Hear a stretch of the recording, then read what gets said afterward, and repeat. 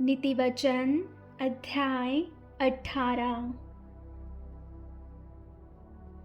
जो दूसरों से अलग हो जाता है वह अपनी ही इच्छा पूरी करने के लिए ऐसा करता है और सब प्रकार की खरी बुद्धि से बैर करता है। मूर्ख का मन समझ की बातों में नहीं लगता, वह केवल अपने मन की बात प्रकट करना चाहता है। जहाँ दुष्टता आती वहाँ अपमान भी आता है और निरादर के साथ निंदा आती है। मनुष्य के मुंह के वचन गहीरा जल और उमड़ने वाली नदी बुद्धि के सोते हैं। दुष्ट का पक्ष करना और धर्मी का हक मारना अच्छा नहीं है। बात बढ़ाने से मूर्ख मुकदमा खड़ा करता है और अपने को मार खाने के योग्य दिखाता है।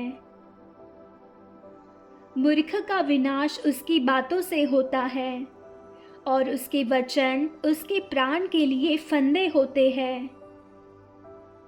कानाफूसी करने वाले के वचन स्वादिष्ट भोजन के समान लगते हैं, वे पेट में पच जाते हैं।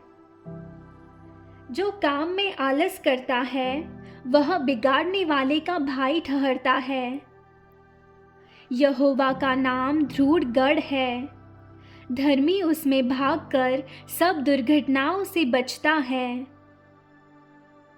धनी का धन उसकी दृष्टि में गढ़वाला नगर और ऊंचे पर बनी हुई शहर पनाह है।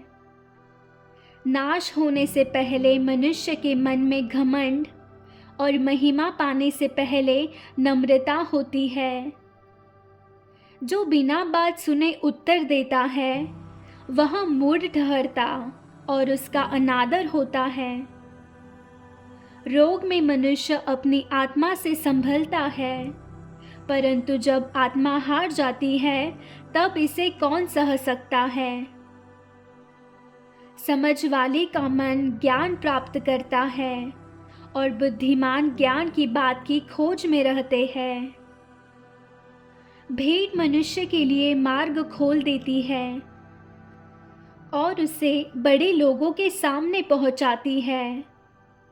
मुकदमे में जो पहले बोलता वही सच्चा जान पड़ता है, परंतु बाद में दूसरा पक्ष वाला आकर उसे जांच लेता है। चिट्ठी डालने से झगड़े बंद होते हैं और बलवंतों की लड़ाई का अंत होता है। चिढ़े हुए भाई को मनाना दृढ़ नगर के ले लेने से कठिन होता है, परंतु झगड़े राजभवन के बेंडों के समान हैं। मनुष्य का पेट मुंह की बातों के फल से भरता है और बोलने से जो कुछ प्राप्त होता है उससे वह तृप्त होता है। जीव के वश में मृत्यु और जीवन दोनों होते हैं और जो उसे काम में लाना जानता है वह उसका फल भोगेगा। जिसने स्त्री ब्याह ली उसने उत्तम पदार्थ पाया और यहोवा का अनुग्रह उस पर हुआ है। निर्धन गिड़गिड़ाकर बोलता है, परंतु धनी कड़ा उत्तर देता है।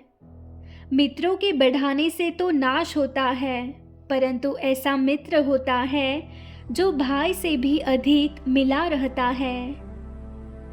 आमीन।